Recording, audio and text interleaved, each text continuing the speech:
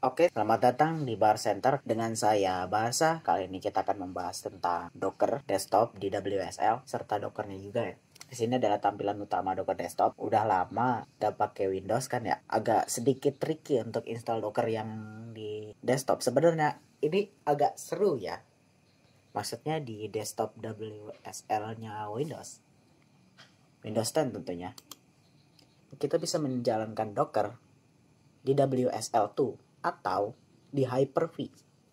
Bayangin, ketika punya PC yang atau laptop yang lebih RAM-nya gede lah istilahnya ya, atau prosesornya mempunyai kapabilitas untuk menjalankan Hyper-V, silakan pakai Hyper-V. Tapi kalau misalkan ya kayak saya menggunakan prosesor yang seadanya dan RAM yang seadanya, cukup menggunakan WSL2.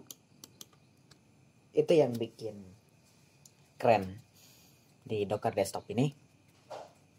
Dan ini adalah alasan kenapa saya menggunakan Windows ketimbang Linux. Karena saya bisa menjalankan program-program Linux di Windows secara sempurna. Ketimbang menjalankan Windows di Linux. Sebenarnya sama sih ya. Cuma lebih entangan di sini. Di sini juga bisa menjalankan Kubernetes. Jadi bisa menjalankan Kubernetes Kubernetes single node cluster with starting Docker desktop. Ini bisa dijalankan di sini. Lebih enak menggunakan Docker. Sebenarnya perintah-perintah yang menggunakan kita bisa jalankan Kubernetes, tapi dengan fitur kita menggunakannya di kontainer bisa. Cuma ribet di Windows, tapi mudah di Linux. Namanya kalau nggak salah Minikube. Oke. Itu bisa dijalankan di macOS dan di Linux, bahkan di Windows sekalipun kalau ada Dockernya. Dan itu ribet.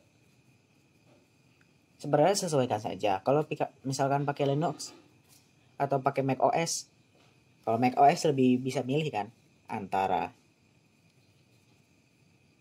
Minikube atau Docker desktop. Kalau di Windows emang bisa Minikube, cuma lebih enak di Docker desktop. Kalau di Linux udah pasti pakai Kubernetes-nya pakai di Minikube. Begitu. Sini ada experimental features. Docker Compose 2. Lah.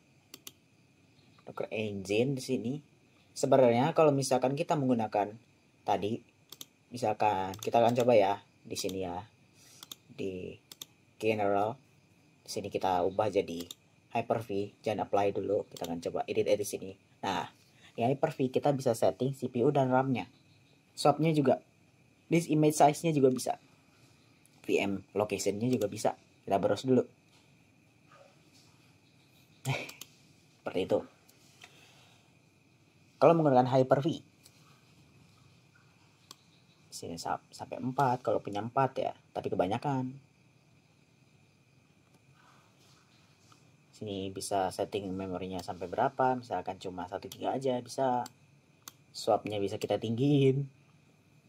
Kita nih image-nya bisa kita setting paling rendah. Itu kalau kita menggunakan Hyper-V. Kalau pakai WSL tuh resources-nya bakal terbagi sama Windows secara penuh. Jadi kalau Windows-nya punya RAM segitu ya bakal dihabisin.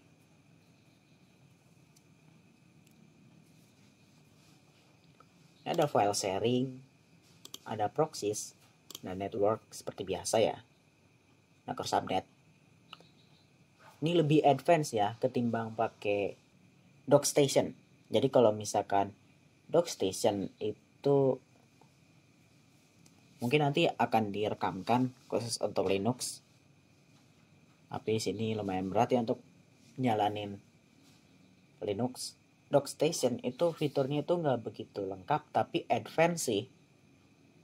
Sama seperti Docker yang ada di Windows, Docker yang ada di Linux. Yang maksud saya di DocStation itu kita bisa menggunakan VirtualBox. Jadi kayak Hyper-V-nya di Windows. Itu juga bisa. Silakan kalau misalkan belum punya license Windows, bisa pakai DocStation. Itu sama-sama keren kok. Ini saya kenapa menggunakan Windows? Karena tadi alasannya. Yang kedua, karena laptop ini mempunyai license upgradable to Windows 10. Jadi saya nggak dipakai. Gitu. Kita kembalikan lagi konfigurasinya pakai WSL. Cancel aja kan ya.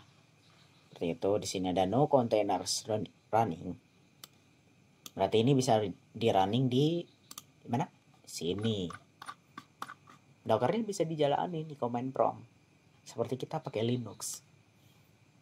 Saya juga tidak expect bisa sampai sini ya. Sekeluar gitu loh.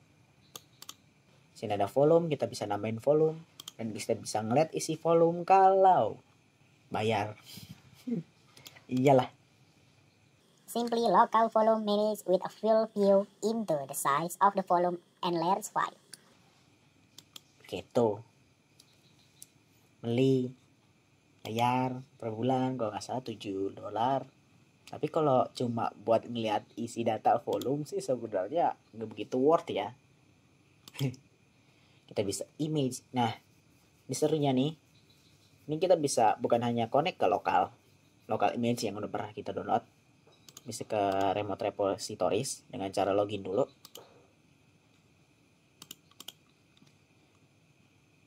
Gitu. Sini bisa dicek apakah image itu kepake semua atau enggak.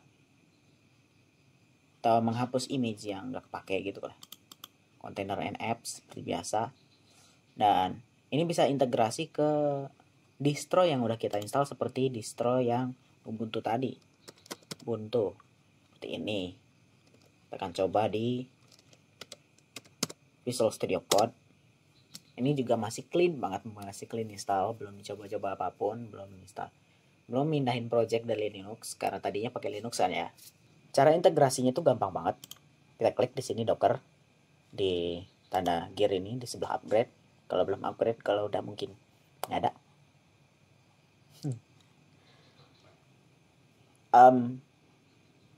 Di sini ada integrate kalau nggak salah. Nih resource WSL.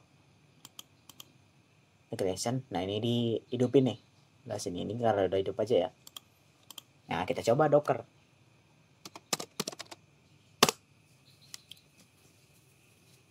Jalan. Seperti itu. Jadi ekspektasi pakai WSL tadinya itu kayak virtual machine, tapi ternyata jalannya barengan sama Windows. Seperti meme yang satu ini. Oke, udah muncul. Seperti itu. Jadi kayak dulu kita fanboynya Windows sama fanboynya Linux itu sering berantem. Entah kayak atau di forum-forum seperti shitpost gitu kan. Yang Windows itu banyak bloatware-nya bla bla bla bla bla bla. Terus fanboynya Windows bilang, apa forum-forum apa nih, forum-forum Linux apa nih, giliran Windows sama Linux gitu kan. Saya sangat suka itu. Ya, sebenarnya sih namanya teknologi itu kadang ada kolaborasi itu bikin duitnya lebih cepat mengalir gitu kan, dalam tanda kutip. Nah, mau cabut nih ya, udah penuh dari tadi juga.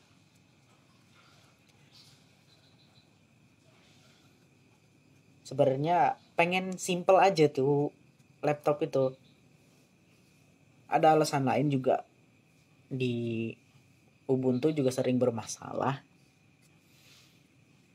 Maksudnya Ubuntu yang dijalankan standalone ya, yang udah diinstal tuh sebagai OS. Dengan cara menggabungkan hal yang gratis, yang open source, dan proprietary itu kayaknya rasanya mantap. Udah bisa dirasain sendiri walaupun beberapa ada yang belum beli. Oke, cukup sekian untuk malam ini. karena ini malam, jam 22:55.